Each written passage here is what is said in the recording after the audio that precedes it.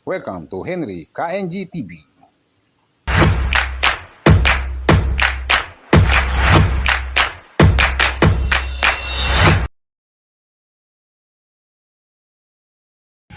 Diba, good morning.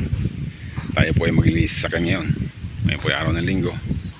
Galing po ako sa biyahe. At sa Pampanga po ay malalim ang tubig. At medyo nadaan kami ng konting baha.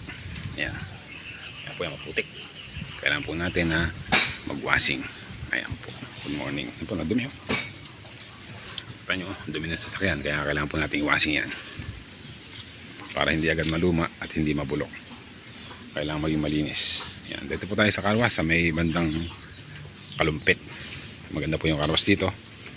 Kumpleto.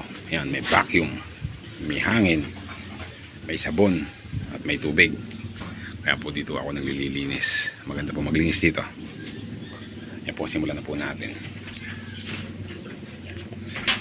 Bali nga po, ito po, hinulugan ko na po yan. Mayroon na po yan. Bali yan po, 11 minutes ang tubig niyan. Papatay, pwede naman po i-pause yan. Kaya patay. Masyado mo malakas yung tubig. Kaya malayo ang ano ko. Masyado po kasi malakas ang tubig. Pwede pong mapakabak yung pintura kapag masyadong dikit.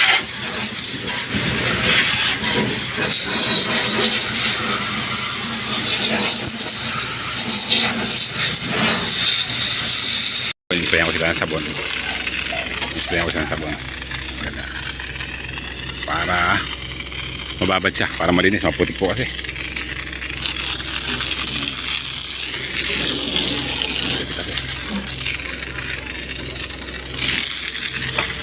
Oh, andyan ka pala.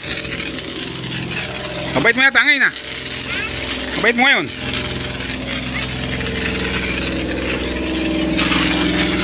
Ipog ako dito para sa basahan. Oy Daniel. Oy. Yan.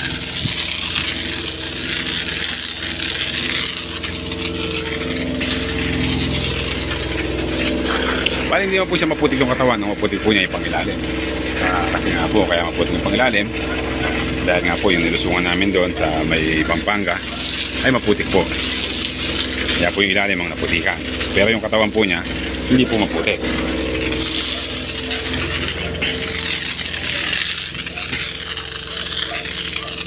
Kanya umaagos po yung ano niya, umaagos yung dumi.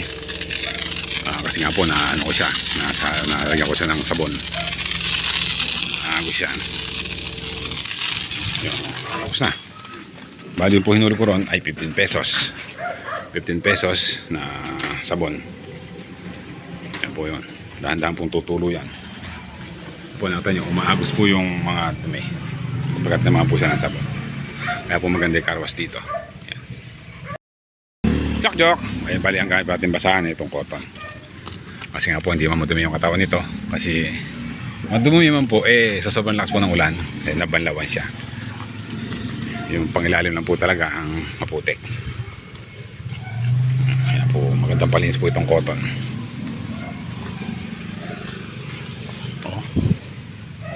Tapos marami siyang ng asfalto. Yung asfalto po kasi. Ay boss, good morning. Ito po kasing asfalto kapag may bagong nag-asfalto sa kalsada, anong nangyayari? Tumatalsik po sa sasakyan. Kaya po marami po siyang dot na itim pero madali lang pong tanggalin yan. Ang ipang-aalis ko po dyan ay yung paint thinner. Tanggal po sa paint thinner lahat yan. Nakadaan po kasi ako ng mga nag-asfalto. Nag-asfalto mula, nag-asfalto pa. Yan po. Itong gulong, yan natin yung pagbabago. Kapag napunasan at nasabon, bumabalik sa dati. Yan po yung paghuhugas. Ano lang, sakripisyo yung paghuhugas kasi nga, siyempre, maganda po kasi gumagamit ang sasakyan pag malinis. Kaya kailangan maglinis sa sasakyan. Pero pag naman nag-uulan talaga, hindi ako naglilinis kasi nga madudumihan din. Nililinis ko lang yan. Tulad niya, walang biyahe. Kaya po nalilinis. Pero pag biyahe ng biyahe talaga, lalo na pag agadong tagulan, eh, hindi po ako madalas naglilinis. Kasi nga madudumihan din.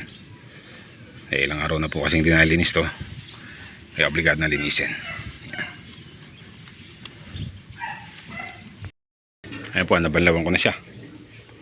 Pinata niya, nawala ng mga sabon. Ang gagawin ko po yan ay i-sprayin ko po uli yan. I-sprayin ko po uli ang sabon para matanggal pa ibang mamantsa. Pero yan, nakita niya, malinis na siya. Pati po mga gulong, malinis na rin. Yan. Pero i-sprayin ko po siya ng isa ng sabon para po mas lalong luminis yan. Ganyan po yung gagawin ko. Ganyan po ako maglinis. Hindi naman po masyadong malaki kasi mga po 5 piso lang naman yung hulog dito. Naghulog ng bari, naging gasos ko lang dito ay yun nga, 20 pesos sabon at saka 20 pesos na tubig. Pero meron pa pong tubig, yung 20 pesos ng tubig ay hindi ko mauubos yun. Tapos yung sabon, bari ang mga gasos po dito ay 45 pesos lang po. Malinis po yung sasakyan.